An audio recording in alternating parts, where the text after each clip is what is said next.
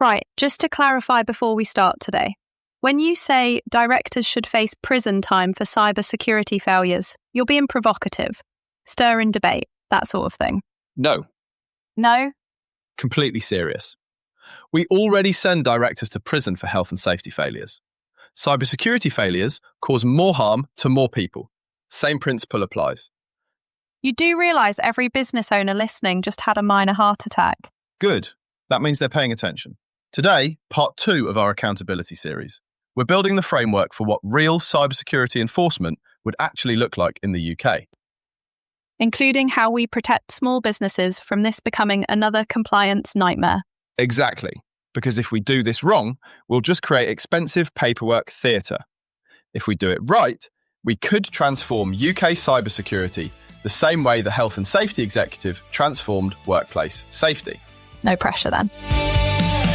He's the guy with the plan for your online life. Keeps your data safe, cuts through the strife. Small biz owners, yeah, this is your guide.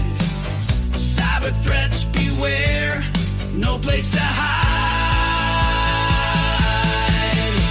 The Small Business Cybersecurity Guy, guarding your world with a sharp eagle eye. Tips and tricks to keep your systems tight. Stay secure, stay strong in the digital fight. Welcome back to the Small Business Cybersecurity Guy. I'm Noel Bradford. And I'm Mauven MacLeod. Before we dive into today's controversial proposal, quick recap for anyone who missed part 1. The Health and Safety Executive, or HSE, sends directors to prison for serious health and safety failures. And the Information Commission's Office, or ICO, sends sternly worded letters for cybersecurity failures affecting millions of people. We asked why that disparity exists and whether personal criminal liability might actually work for cybersecurity. The evidence suggests it would. Workplace fatalities dropped 85% after the HSE got teeth. And Singapore introduced director liability for cybersecurity in 2018 and saw a 70% reduction in breaches within 5 years. So today, we're going further. What would we like a proper UK cybersecurity enforcement regime to actually look like? One that protects small businesses whilst holding negligent directors accountable. And I'm nervous about this conversation. Not going to lie. We're basically designing legislation that could send people to prison. You say that like it's a bad thing. Realistically, we are really talking about fines and criminal records. But if we had another death like the one directly attributed to the Synovis attack, then yes, prison time should be on the table. We're trying to prevent massive data breaches that destroy businesses and harm millions of people. If that requires criminal penalties for directors to take security seriously, then so be it. Right, but we need safeguards. We can't have the ICO prosecuting every tiny breach in a 5-person company because someone clicked the wrong email. Agreed, which is why we're stealing the HSE's homework. They've spent 50 years figuring out proportionate enforcement. We're just applying those lessons to the digital realm. Fair enough. Where do we start? With a 3-tier liability framework. Different standards for different business sizes with clearly defined thresholds that demonstrate reasonable care. Same way, the HSE doesn't expect a corner shop to have the same safety protocols as a construction site. So small businesses get protection built into the system from day one. Exactly. No SME gets prosecuted for trying their best with limited resources. But if you're a FTSE 100 company still using admin123 as your admin password, you're looking at serious consequences. All right, I'm listening. Let's hear this framework. Right. Tier 1 starts with your proper micro to small businesses, under 25 people and a turnover below 2 million quid. So we're talking corner shops, local accountants, that sort of thing. Exactly. And here's the key bit.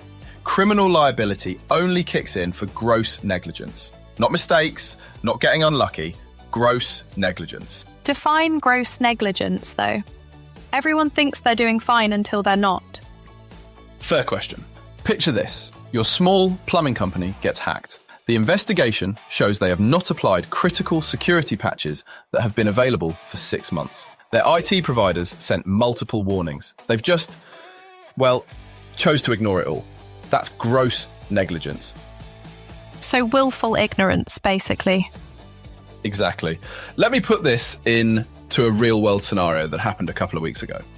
In my day job, we were asked to do a full vulnerability and general asset scan for a 25-person company in the automotive space, as the CEO had a feeling that their incumbent MSP was pretty much paying lip service to their security. Not a bad move on a regular basis anyway, as having a second opinion validates things one way or another. So where is this going? We set up our tooling and left it to run and monitor the estate for a week or two. Red flags started waving when the incumbent couldn't enable SNMP on the switches or Wi-Fi access points. And when we asked to have programmatic access to the customer's Entra ID server, they were less than forthcoming and had to be told by my customer. Oh no, this doesn't look good. Nope. So at the customer's request, we used Cyber Essentials as a baseline for the audit. And I challenge you to guess how close to the standard. Let's use a percentage scale here. I will give you a clue. It was above 0%. Well, that sounds ominous. Okay, just basics. As long as they were running exclusively Windows 11, then 25 to 30%. Nope, not even close. Higher? Nope, 1.1% compliance. And this was after the incumbent MSP knew we were doing the audit. Granted, everything was on Windows 11, but they all needed updates, etc. One machine hadn't been restarted in 3 months. Goodness, and their current MSP was talking about taking them through Cyber Essentials. Indeed they were. However, when I present our findings, the CEO looked visibly shocked. So I threw the what if the ICO worked like the HSE question he thought about for less than a minute and looked even more worried. And that is just a what if, imagine if it was in place. Oh, I can also guarantee that he and I would not have been having that conversation. So to get back on track. Let's do that. Where was I? Oh yes, we need to define a minimum baseline here that is deemed acceptable. Can I suggest Cyber Essentials then, at least at Tier 1? Yes, because if you're Cyber Essentials certified, and importantly, maintaining it, then you are by default keeping your systems updated, using MFA, etc., then you should be completely safe from prosecution, even if someone still gets through. That's the bit small business owners need to understand. You're not expected to build Fort Knox. Not even close. Reasonable care with available resources. That's the standard. Cyber Essentials cost about £600 a year if you need help and more in year 1. MFAs, free from Microsoft, Google, everyone. NCSC guidance, also free. Do those things, you're demonstrating reasonable care. And Tier 2? That is more for bigger operations, with say 25 to 250 employees and a 2 to 25 million turnover. Standard goes up to what we'd call industry reasonable practice. Which means what exactly? You need proper documentation, security policies that actually exist and get followed, regular assessments so you know what you've got, incident response plans that people have actually read, staff training you can prove happened. Can't just wing it at this level. But still achievable without massive budgets? Still proportionate, yeah. Nobody expects a 100-person company to run a dedicated security operations centre. But you should have someone proper looking after this. Could be an MSP, could be a fractional CISO. Point is, you've got qualified oversight. You're following NCSC's guidance, it's doable. And what lands you in trouble at Tier 2? Pattern of failure, not one mistake. Multiple security incidents. Regulators warned you, still haven't sorted the basics. That's when it becomes criminal negligence. So one bad day doesn't destroy your life? One bad day won't. Persistent failure to do what you know you should be doing? Different story. Same way that the HSE doesn't prosecute over one near miss on a building site. They prosecute when you've had warnings, you've had chances to fix it, you just couldn't be bothered. All right, Tier 3 then? Now we're talking big organisations. Over 250 employees or north of 25 million turnover. Plus all public sector, regardless of size. That bit's aimed directly at certain government bodies, isn't it? Can't think what you mean. But yes, Tier 3 faces proper consequences. The directors are personally on the hook. The threshold for prosecution is lower as well, maybe one warning for something minor. You need actual security leadership, not just someone's nephew who's good with computers. The board needs regular security briefings, external audits, the works. This is where standards like ISO and SOC come into play. And if they mess up? Criminal consequences up to and including prison time for directors. Similar to prosecution under Corporate Manslaughter Act style legislation, let's call it the Cybersecurity Accountability Act. Unlimited fines. Directors can be disqualified. We're talking serious consequences. That does sound harsh. Glad you are not advocating capital punishment here. Don't tempt me, but look at recent incidents and ask, is it harsh? Tier 3 breach affects millions of people. British Airways lost data on 500,000 customers because they didn't implement basic security. Fine was £183 million, eventually reduced to 20 million on appeal. Nobody went to prison, nobody even lost their job. Then there is JLR, needed a government bailout, Marks & Spencer, McDonald's, Co-op, Harrods, and that is just this year. Meanwhile, the HSE regularly prosecutes directors over incidents affecting dozens of people. Exactly my point. We're not proposing anything harsher than physical safety standards, just applying the same thinking to data security. All right, but how do we define what counts as reasonable care at each tier? You can't just say, do the basics and hope judges understand cybersecurity. Which brings us to technical standards. The HSE works because they're specific. Temperature limits for working conditions, maximum heights before you need harnesses, weight limits for manual handling, concrete numbers, measurable standards. You want the same for cybersecurity. They already exists, we just make it legally binding. Cyber Essentials for Tier 1 businesses. NCSC's 10 steps to include Cyber Essentials Plus for Tier 2. ISO 27001 or equivalent for Tier 3. These standards are already written. But certified companies still get breached. Standards aren't perfect. Of course not. Point isn't preventing every breach. It's demonstrating you took reasonable precautions. Hard hats don't prevent every construction injury, but they prove you implemented basic safety. Same principle. So certification becomes your defence when things go wrong? Partly. But here's where we steal the HSE's best trick. They don't just check paperwork. They do outcome-based testing. Inspector shows up, tests the actual equipment. Scaffolding documented as installed. Great, let's go look at the scaffolding. Same for cyber? Exactly the same. You claim MFA's enabled, ICO inspector tries logging in without it, sees if the system actually rejects them. You've got working backups documented? Brilliant. Restore something right now and prove it works. So, just how a Cyber Essential Plus audit works. You say you do X or Y, now prove it. That would certainly focus minds. Can't hide behind fancy certificates if someone's actually testing whether anything functions. Precisely. Solves the compliance theatre problem completely. Pay for all the certifications you want. If your actual security doesn't work when tested, you've failed to demonstrate reasonable care. What about the technical complexity argument, though? Directors aren't security experts.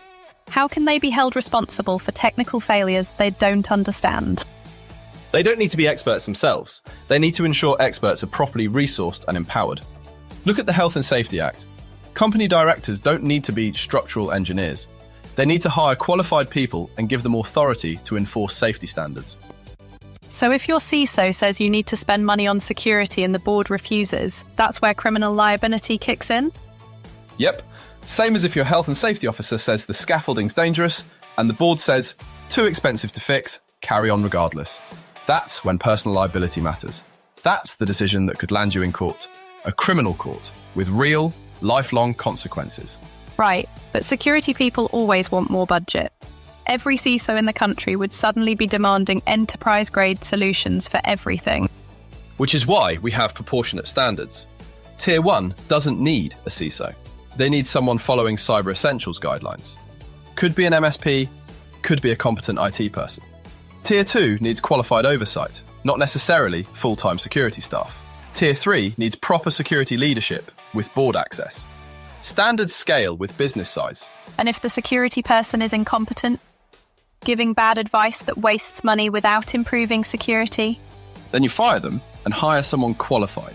Same as any other professional role. You wouldn't keep an accountant who couldn't do basic maths. Don't keep a security advisor recommending compliance theatre over actual security. How do you prove someone's qualified, though? Cybersecurity certifications are an absolute mess. Another thing we steal from HSE, they maintain lists of approved safety consultants and inspectors. Similar system for cybersecurity. NCSC already accredits Cyber Essentials assessors. Expand that to cover security consultants, testing firms, auditors, government-approved list of qualified people. So if you hire from the approved list and follow their advice, you're protected. You're demonstrating reasonable care. Won't prevent all breaches, but proves you took appropriate steps with qualified guidance. That's the defence against prosecution. All right. Standards are clear, testing is practical. What about transition, though? You can't just drop this on businesses overnight. Of course not. Implementation needs time. 5 years total, starting with fair warning. How's that work? First year, legislation passes. Standards get published. But no prosecutions yet, just guidance and support. Everyone gets clear warning about what's coming. So businesses can't claim they didn't know? Exactly. Here are the rules. Here's what you need to do. Start preparing now. Then, year 2, we start building the data. Tier 3 organisations have to report serious breaches within 72 hours, with technical details. Learning from what goes wrong? Right. HSE built their approach on accident data. We need the same for breaches. What controls were missing? How did attackers get in? What would have stopped it? But still, no criminal prosecutions at this point. Just administrative fines for failing to report. And year 3's when it gets real? Year 3. Tier 3 enforcement starts. Large companies, public sector, they face prosecution for gross negligence. But small and medium businesses still protected. Just expanding who has to report breaches. That's when directors start worrying about prison time. For big organisations, yes. You're running something massive with millions of records and you can't implement MFA? That's gross negligence. You're going to court. First few prosecutions would make headlines. Absolutely terrifying for negligent directors, highly motivating for everyone else. Few high-profile cases transform board priorities overnight. Then year 4 brings in medium businesses. Tier 2 enforcement begins. Still proportionate standards, but systematic negligence has consequences. You've been warned multiple times, failed basic controls repeatedly. There's a price for that. And tier 1 stays protected through all this. Until year 5, when full enforcement applies. But remember, tier 1 liabilities only for gross negligence. Small business following Cyber Essentials, basically immune from prosecution. What about cost, though? Every small business owner listening is thinking this sounds expensive. Does it? Cyber Essentials costs, what, around 500 quid annually? That's less than most business insurance policies. MFA's free from Microsoft, Google, every major platform. NCSC guidance, also free. Basic security for Tier 1 costs less than a day's revenue for most businesses. And tier 2? Probably 2 to 5 grand a year for MSP support or fractional CISO time. Covers security awareness training, policy development, regular assessments. Still cheaper than your company cars or office rent. Right, but the business case is what? Spend this or face prosecution?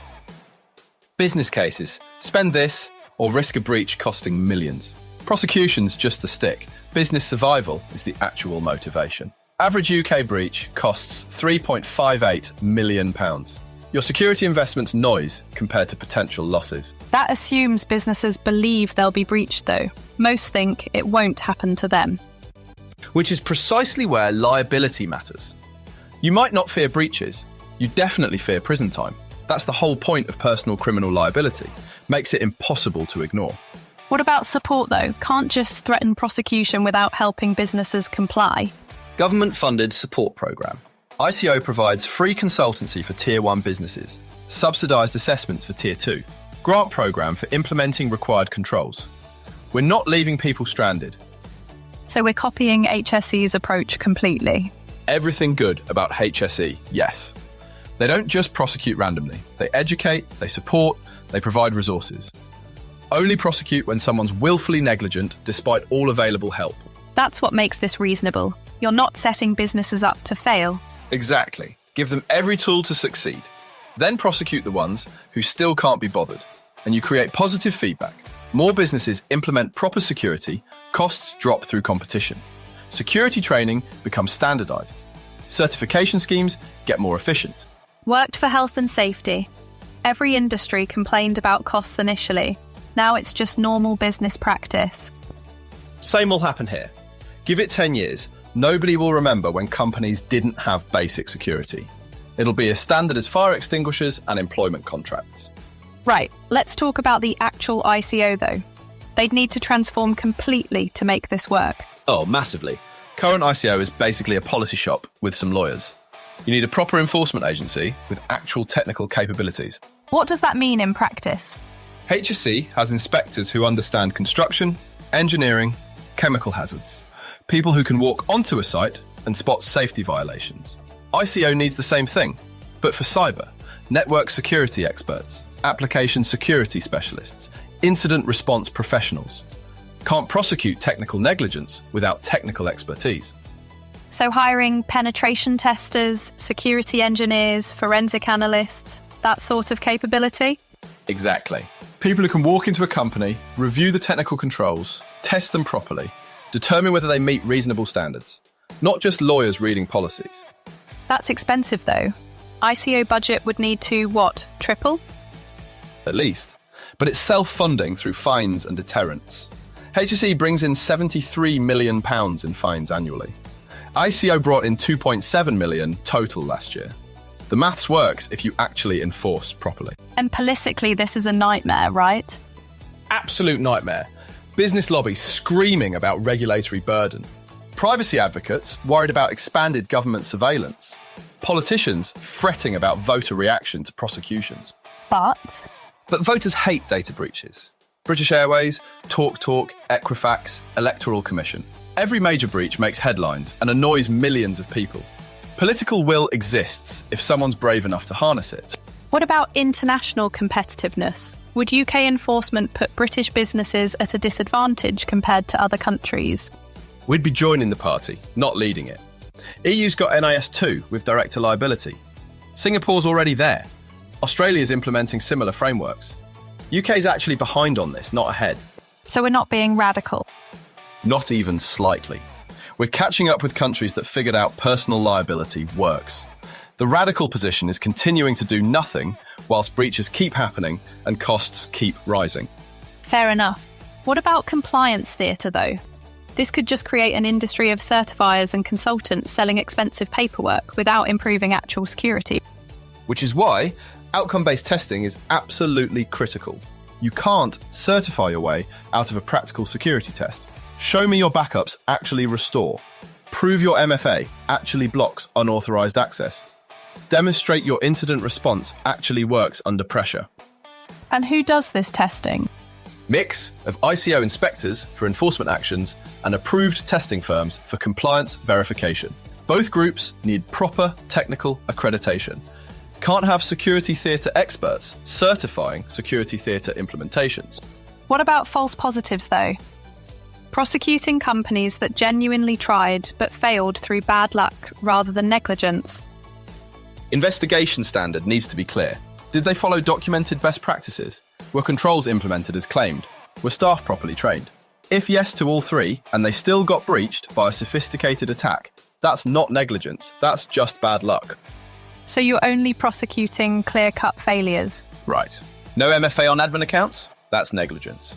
Default passwords on production systems? Negligence. Critical patches ignored for months? Negligence. But if you've done everything right and some zero-day vulnerability gets exploited, that's just unfortunate timing. That distinction matters. You're not demanding perfect security. Can't demand perfect security. Doesn't exist. We're demanding reasonable precautions consistently applied. Same standard as HSE uses for workplace safety. Right. Sales pitch time. Why would this actually transform UK cybersecurity, rather than just creating more compliance paperwork? Board priorities shift overnight. Currently, security competes with marketing, sales, product development for budget, all fighting for the same pot.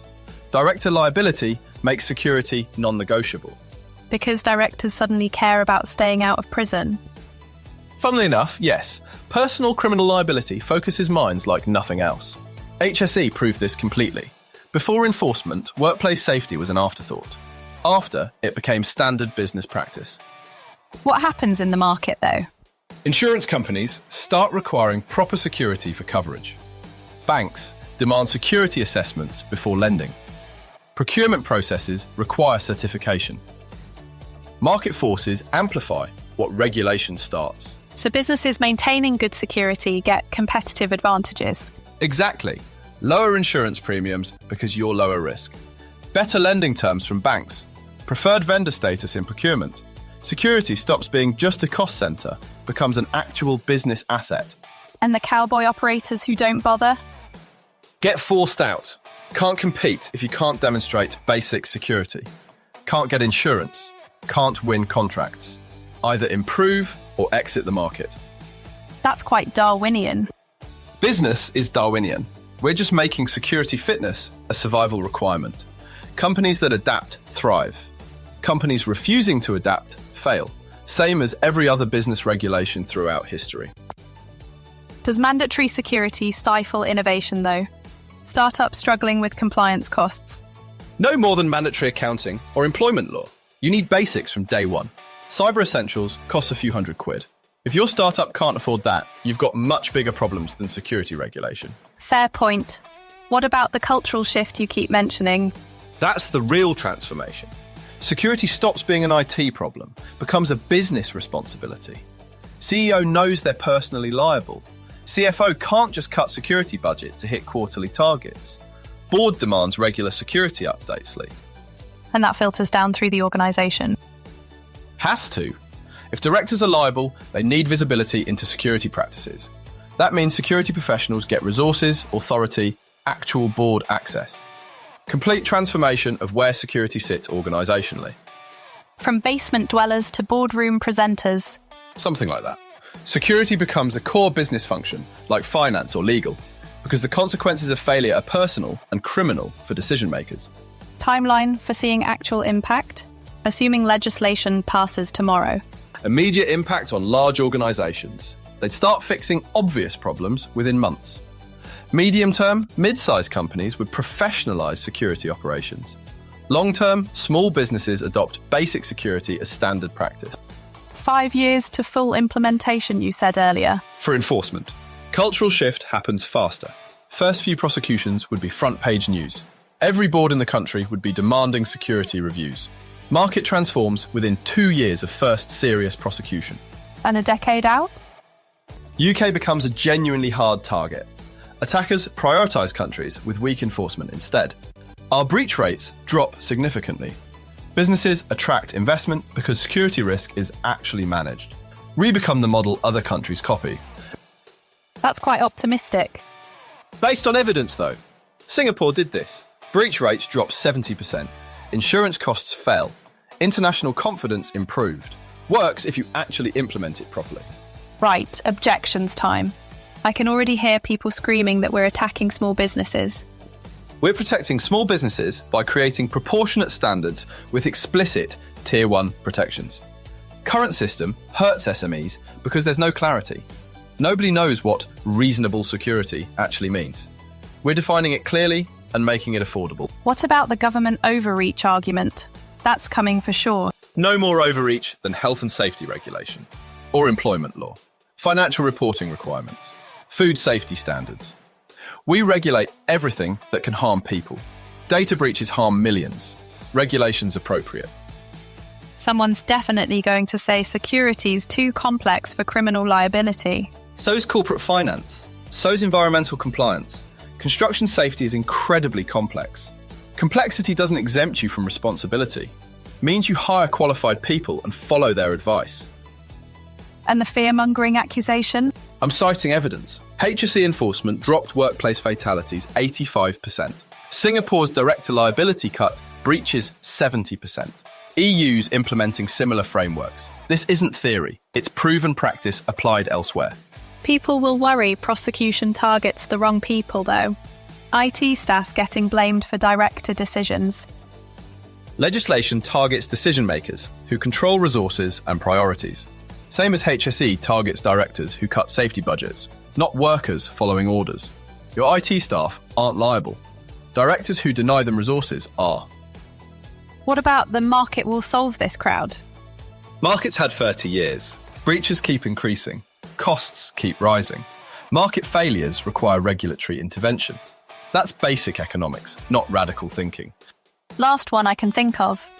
This punishes victims of crime. No. punishes negligence that enables crime. Big difference. Someone breaks your lock and gets in, you're a victim. You left the door wide open and they walked in. That's negligence. All right, I'm actually convinced this could work. What's the path to making it happen? Policy advocacy, basically. Needs parliamentary support, government backing, public pressure. All the usual democratic machinery. How can listeners actually help, though? Contact your MP, especially if they sit on the DCMS committee or the Public Accounts Committee.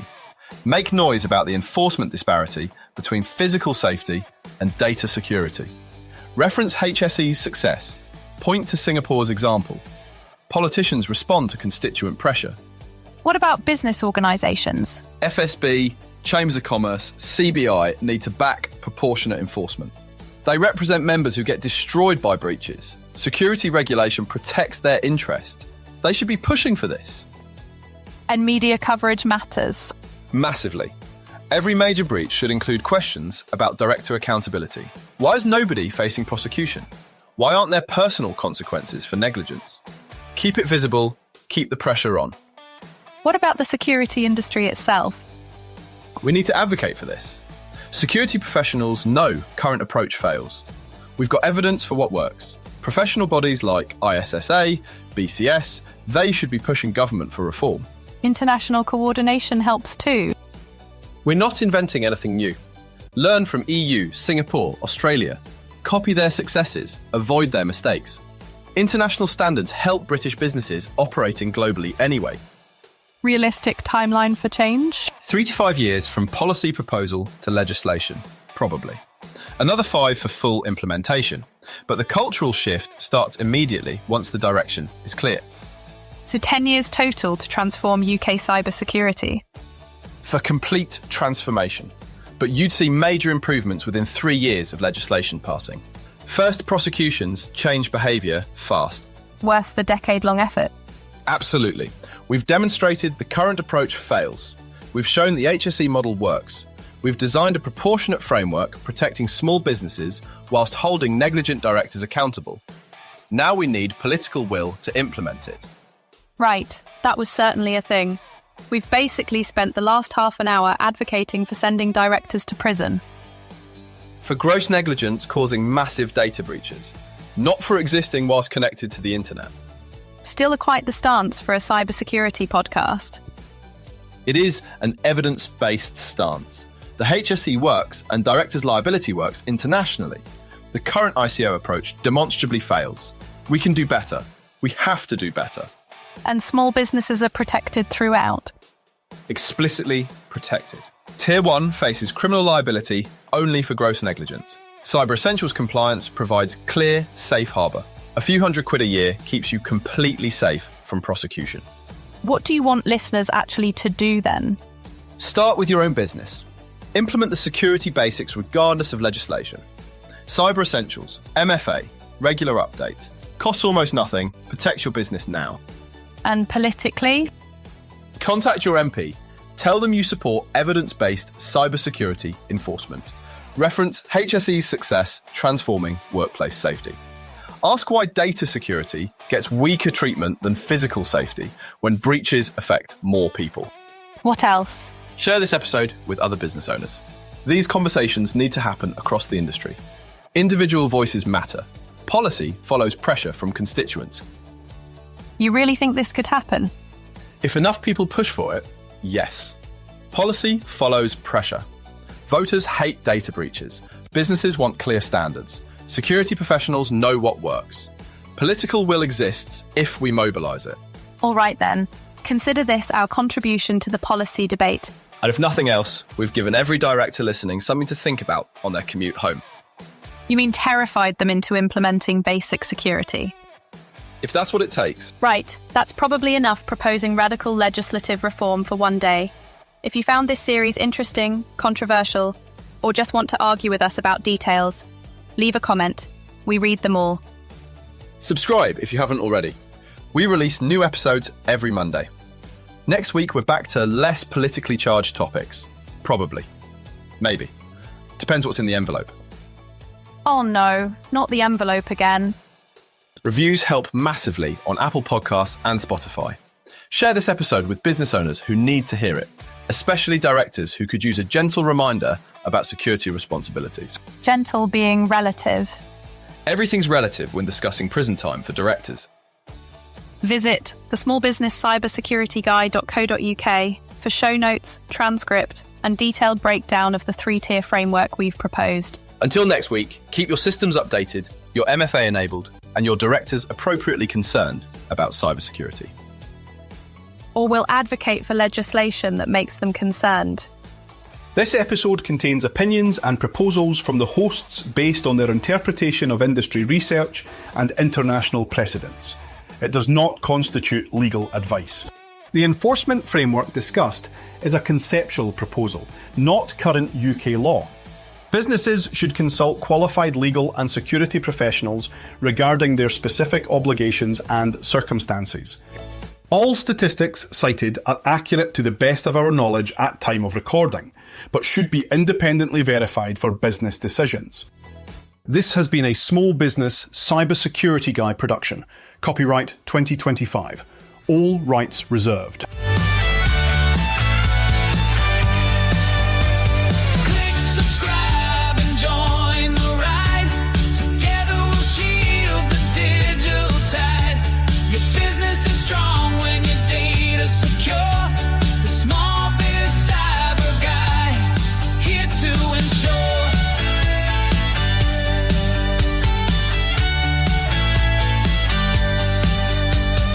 Thanks for listening, we're signing off. Stay cyber safe no matter the cost. The Small